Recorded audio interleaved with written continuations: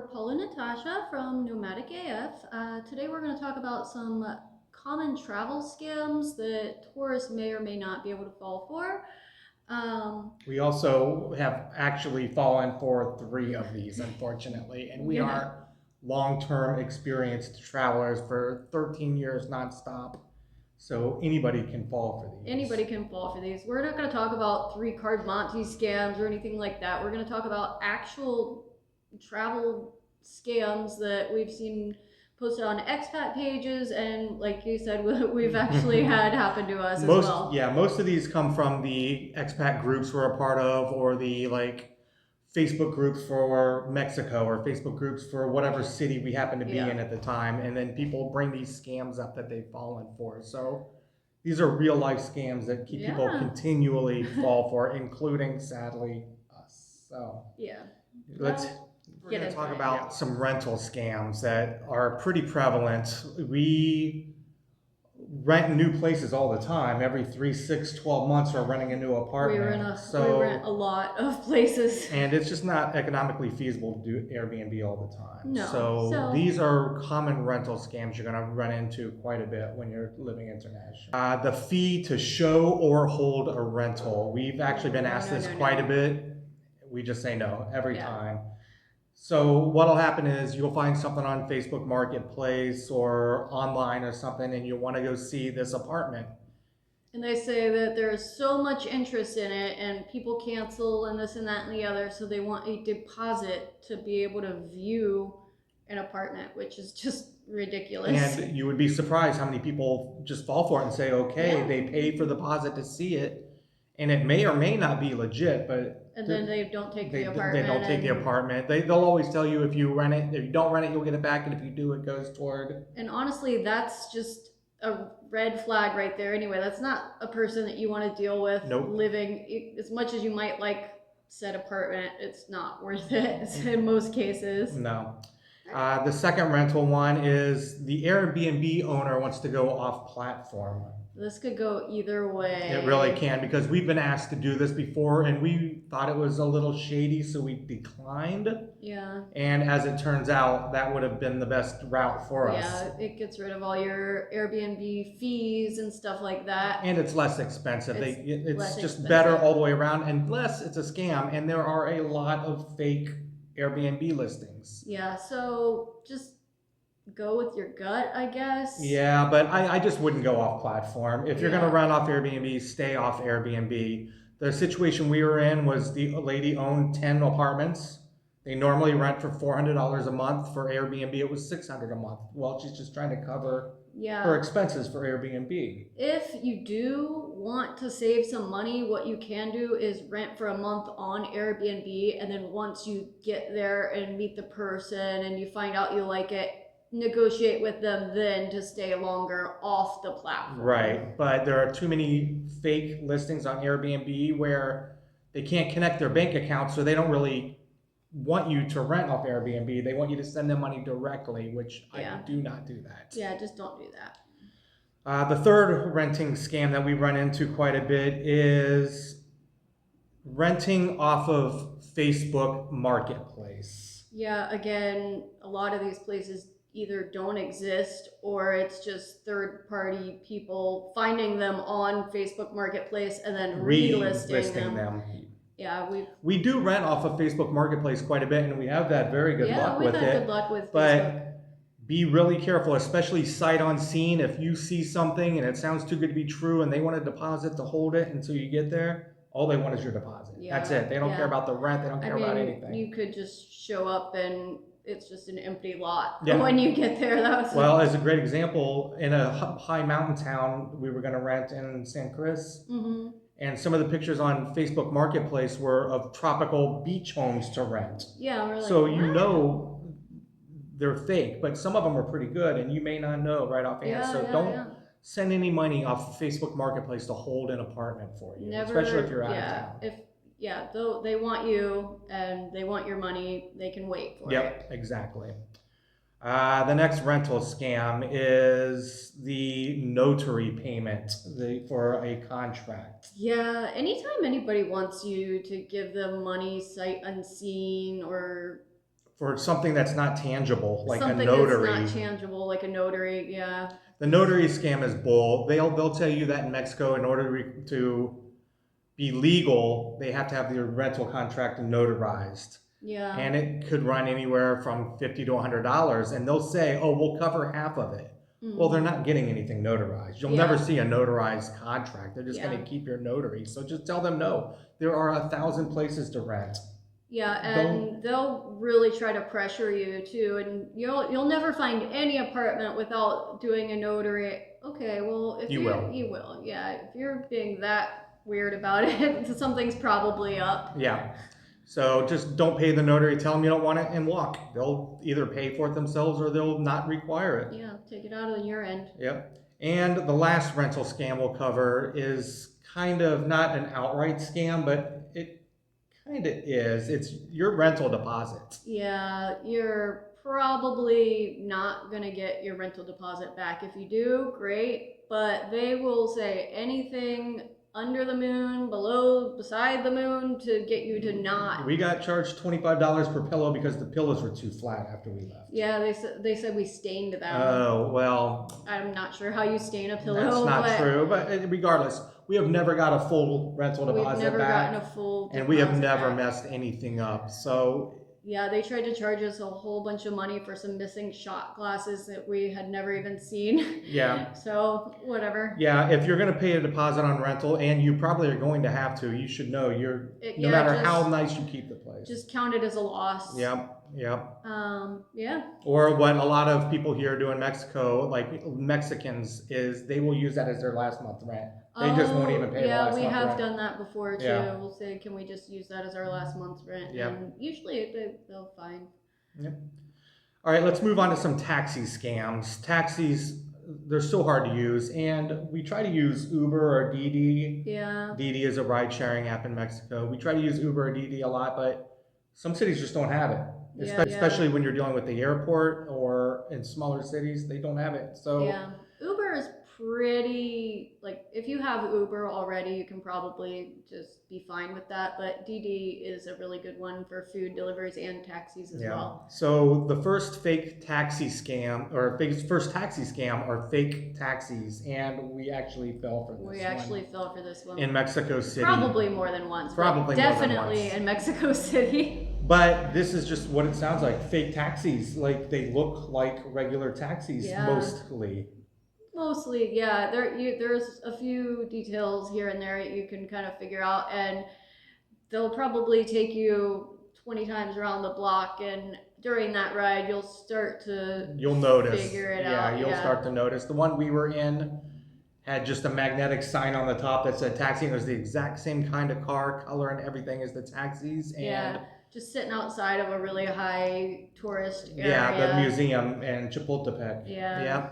And as soon as we walked out of the museum, he yelled taxi, and we stepped in, not even thinking. And within 5 minutes, our fare was $15. Yeah, the meter was just. And we knew, so we just had him stop, and we got out, paid him, and way too much money for. Counted it as a loss. I mean, what are you going to do? You're going to pay. That's all there is to it. The next taxi scam is just regular taxi drivers. I mean, man, you will get 15 different prices from 15 different taxi drivers, especially if you don't speak the language. Yeah. So know what a taxi costs. Know how taxis even work, because in Mexico they're zoned. Some are metered. Some are based on distance. Some are collectivos. Like.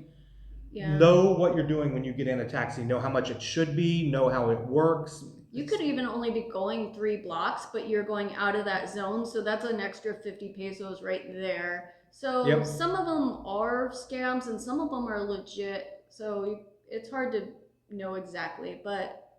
Yep. The next one isn't exactly a taxi, but Ubers and Didis, and you will get fake drivers. And my gosh. This is sadly one we have fallen for. This is one that is like still kind of skin crawling. It could have been very dangerous. It could have been. Well, first of all, what'll happen is you'll be looking at your phone, standing on the street, looking around, obviously to anybody outside of you looking for an Uber or Didi. Yeah. And somebody will pull up. They'll tell you they're Uber or Didi or whatever. You'll look at the app and say the car is different, and they'll say, well, that car's in the shop. Yeah. They will either rob you or they'll literally just take you to your destination. Yeah, which is what happened to us. Which is what happened to us. They said, oh, so where are you going? And we're like, you don't know where we're going already? And we were just going to do some shopping or whatever. And yeah, they took us shopping. They took us shopping. They took us to our next Airbnb. Yeah. He drove us around really for weird. 40 minutes until we got to our destination. And the owner asked why we took an unlicensed car in Medellin, Colombia. It was weird, yeah. Could have been very dangerous. Yeah, like we had all our groceries and stuff, and we put them in the back of the car and like went to do something else, and he pulled around. He pulled around and waited for us. I mean, but that could have been very bad. We could have been robbed, killed, anything. It was really, it was really scary once we figured it out, but it was totally fine. The guy was nice and everything. The guy was great, but it happens a lot. You will get fake Uber and fake Didi drivers. Yeah, confirm the license plate, confirm the car type and color, even the picture of your driver. Don't greet him by their name. Ask them their name. Yeah, exactly. Because that's what we did. We were like, "Oh, Carlos," and he's like, "Yep." And sure. Off we went. So make sure you're careful with this. Yeah. Some other common scams that tourists fall for, including us on one more, is the sick baby scam on the street. Yeah. It's sad, but tug at your heartstrings. Yeah, man. They'll come up to you with a baby or a child. They will tell you it's sick. They'll tell you all the things that are wrong with it, and they just need one little medication. Sometimes they'll show you a prescription as well. Yeah, they will always. Yeah, they'll hold up an empty prescription bottle. It's a scam. It sucks to say that, but you can't help everyone. I mean, if you do want to help, there are ways to help. But just know that that is probably a scam. You're getting got, and if they see you again, it's going to be in every time they see you situation. Yep. So just be careful. Yep. And another scam that tourists like to fall for a lot, especially expats, is the found puppy or found dog scam. Another heartstring one. Yeah, what you'll do is you'll see a puppy or a dog without a collar. You'll take it in. You'll think you're doing the right thing. You'll put a post up on Facebook that says puppy found. Yeah. And the next thing you know, you have a local family coming at you who have no idea whose puppy this is or where it's at. But their kids are distraught. Their kids are distraught. The dog is gone. You have stolen their puppy. You've stolen their children's dog. And you need to pay some remittance. Yes, and you need to pay them to make their children feel better about their lost puppy. They don't want the dog anymore. Yeah, keep the dog. Yeah, they don't want the dog anymore, the puppy, but they will say they're going to call the police. They will and all they want is like $5-10, so people just pay them to make them leave. But that will happen. You cannot save every puppy on the street or every dog on the street. We do know people that has literally happened to. Yes. There are organizations that help with puppies and dogs on the street. You're not going to save every one of them. They have teams of people to do that, and you may end up being scammed because of it. Yeah. Ending up with a dog you don't want and paying for it. So another tourist scam, which I can't even believe we still discuss right now in 2025, but it's the timeshares. It still happens. It still happens. We are in Mazatlan right now, and I swear to God, every week in the expat site, somebody asks if they've fallen for a scam. Yeah. I mean, timeshares have been a thing since I was a kid as a scam. Yeah, I mean, the 70s, forever, I guess. Probably, they have been a scam. So they don't just call them timeshares now either. What do they call them? Vacation clubs or travel clubs or fractional. Really? I've never heard that. Fractional ownership clubs or vacation ownership. But they're going to be like, oh, we're going to give you a giant buffet and a boat tour and you're just this there and to that. Get sold on a timeshare. You're there to get sold on a timeshare, and even if you sign your name on it, you're 100% screwed. You cannot get out of these. The legal situation you're in will be devastating. You will lose money. I mean, it is a scam no matter how you do it. Yeah, I can't even believe people still fall for this. I can't either, but I mean, it's a thing. It's very popular. Don't even go for the free lunch. The hard sale. Yeah. Once they drive, because they're remote. They're usually remote onto some nice vacation rental property, and Yeah. they'll drive you out there, bus you, and you are there until they tell you can leave. And the sales Yeah. pitches are Don't go. just don't go. Don't go. No. And even now, there are like in Chedraui and Walmart and stuff. There's people that will walk up to you as after you check out, and are you interested in a timeshare? We got a great deal for you. No, no, no, Nope. no. Keep walking. Keep Don't walking. even talk to those Yeah. guys for sure. Another tourist scam that we hear of so many times, like all the time in every city we're in, it's the ketchup scam Oh or my the gosh. mustard scam or the bird poop scam. Or yeah, any kind of Any scam. stain on your clothes. What'll happen is when you're shopping, grocery shopping, or in the market, or even on the street, somebody will have a little squirt bottle of condiment, Yeah. ketchup, mustard, whatever, and squirt a little on your back. Yeah. Then their partner comes and says, "Oh, let me help you let me clean help you that clean that off." off. Yeah. And meanwhile, you're getting pickpocketed or your purse is getting stolen while you're distracted with this unfortunate event of ketchup on your clothes. Which you will have ketchup on your clothes. You will actually have ketchup on your clothes. But we hear it all the time. All the time. At least once a month. crazy, It is yeah. so common. If somebody tries to help you with a stain, Just be aware of your surroundings. Just, by that time it's too late. Yeah. If you've let them touch you, yeah, if you've let what them, you're missing yeah. stuff. I mean, they Yeah. are that good. They're really Pickpockets, good. you will have no idea how good they are, what they even got anything from. Yeah, we'll get into that later. Yeah, because we fell for that. And that's what we'll just talk about. Might as well just talk about it now. The pickpocketing Yeah. scams, like mostly stopping short.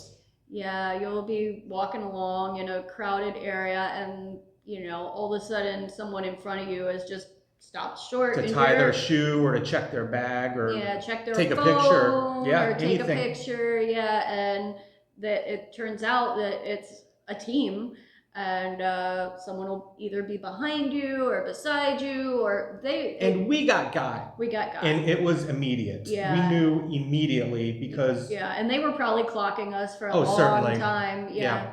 But they stopped short, and as soon as Natasha stopped, she took her purse and put it in front of her and looked down, and it was freaking unlatched and open. Yeah, I knew the second that it happened because it was a family that stopped in front of us, and I had, of course, been tourist Natasha, taking pictures so they knew where my phone was in my bag, and they stopped short, and I knew exactly. I grabbed my bag to put it in front of me, and it was already gone. Yeah, it was. And then they were gone. They're so fast. Immediately. They're so good, and they're so fast. That happened. We didn't get got in Nicaragua, but we almost got, and then later we saw the same people, and they had changed shirts. Yeah, they change shirts. They bring changes of clothes. Yeah, they it's are crazy. So They're so organized. good. Yeah. If anybody stops short in front of you to do something, you're probably being pickpocketed. Yeah. Be careful. Be careful. Oh, so this usually happens where there's street vendors. The next scam is the you touched it, you bought it. Yeah. Scam. Yeah, and sometimes it'll be vendors that walk up to you too and touch try to hand you things to look at and sell you a piece of pottery or something, and as soon as you take it, and if you don't want it, you give it back or whatever, and you broke it, you bought it, because there'll be a chip, there'll be dirty, there'll be something wrong with it when you give it back. If you don't want it, don't touch it. Don't touch it. If you're not intending to buy something, do not think you're being nice by taking it and looking at their wares and declining. A simple no thank you works every time. And it's not every person, No, but it's not. enough that it just don't touch it. And especially if you don't want it, because even if you don't want it, you'll still be holding it and try to give it back to them. They won't take it. They will not take it. You'll just have to put it on the table until they leave. It's just a whole ordeal. You do not want to get caught up in. If you're not interested in buying from a street vendor, simply a no thank you works every single time. If you see the locals being offered something, they won't even say no thank you. They will ignore. They won't even look at the seller. You don't have to be that rude. Just a simple no thank you. Yeah. Do not touch it or put it in your hands, because you'll probably end up buying it whether you want it or not. Yeah. The next scam we hear so much about for tourists is the sold out event or the sold out attraction. That's such a big one. It is a big one. If you're let's say you're in the Yucatan coast and you want to go to Xcaret, and somebody will say, "Oh, I'm a resident. I get discounts half off. I'll buy your tickets for you," and you can. Because they do get residence discounts. Yeah. no matter what, don't ever buy any kind of ticket to any event or anything except through the authorized ticket seller. Vendor, yeah. You will be scammed, 100%. Yeah, either your ticket will be fake, it'll be expired, it'll be for certain days only. Or for residents only, because it will say that. Or for residents only, and then you have to show that you're a resident. And you won't be able to. And you won't be able to, or you'll hand them money and they'll straight up go and buy it from where and bring you the tickets back. That is true. Yep. So just buy your tickets for any event or any accommodation, anything like that you want to do, buy it there. Even the baseball games here, they have scalpers out front. Yeah. And why? It's not sold out. Why are you buying from an unauthorized? Yeah. It's just a scam. So don't do it. It doesn't make sense. Don't do it. And on a similar note, another scam for the airport is like when we go to Cancun, when we fly into Cancun. Yeah, they'll tell you the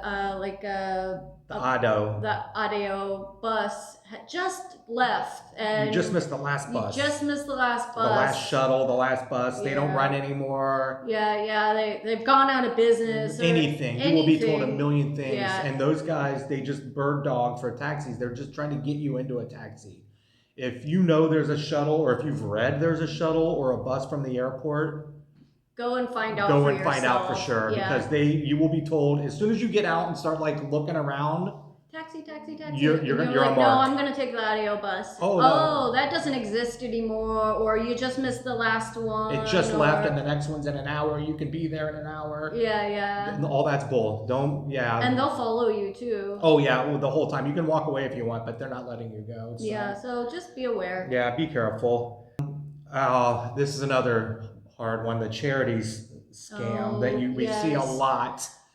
And again, this isn't always 100% a scam. No, it's certainly not. There are some very needy charities out there that would love to have American or Canadian dollars. Yeah, but you don't know which ones are real. Yeah, they'll just hold up a piece of paper that's been folded 5,000 times with some pictures of sad kids in a school that needs new bricks or whatever, and how are you going to verify that? You can't verify it. There are many charities. If you'd like to help, you can go online and find them, or talk to a local. Yeah, or even volunteer. Find out what the true charities are and how to really give to them. Because somebody walking on the street with a piece of paper and a badge is not collecting for charity. Yeah. Another scam that we found quite often in these tourist Facebook groups or expat groups or digital nomad groups is the work from home scam. If you find any post online that says you're going to work from home and make X amount of dollars, there's no way. There's no way. If it is a higher rate than what locals make per hour, it's a scam. It's a scam. First of all, we live in Mexico right now. There's no way an American or Canadian is going to be able to live off of what a local makes, a local laborer makes. So if you're saying you're going to stuff envelopes in Mexico and work from home and make $10 an hour, there is absolutely no way. Most Mexicans make $10 a day. A day for hard labor, 10 hours a day. So you're not going to be finding a work from home job in an expat or tourist group on Facebook, on the Facebook groups, on the marketplace, on Craigslist. Those are all scams. Every one of them. I'm not even sure how they work to get you to pay them. I guess you give them their bank account information. Yes, you give your bank account information, or they want to access your computer to install their software on it, or anything. No matter what, it's a scam. Yeah, just don't do it. Right. And you're not supposed to be working in a country that you're not from anyway. So. No, you're not. And your work from home will get you deported.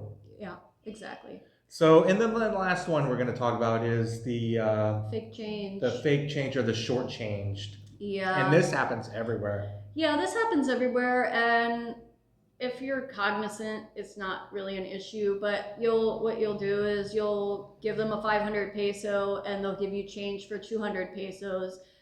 But I mean, if you just say, "Here's 500 pesos," then you can kind of negate that. Yeah, you can. Or just pay attention. Like, definitely say, "This is the bill I'm handing you." Yeah, or put it on the counter. And when they give you your change, first of all, be aware of what the change looks like and what you should be getting back. I mean, if you're paying for 100 pesos, you give them 5 and they give you back 100 and change. That's something ain't right. Something ain't right. And most people will just shove that in their pocket and walk on and not even I'm look. guilty of that too. I am too. I do it all the time.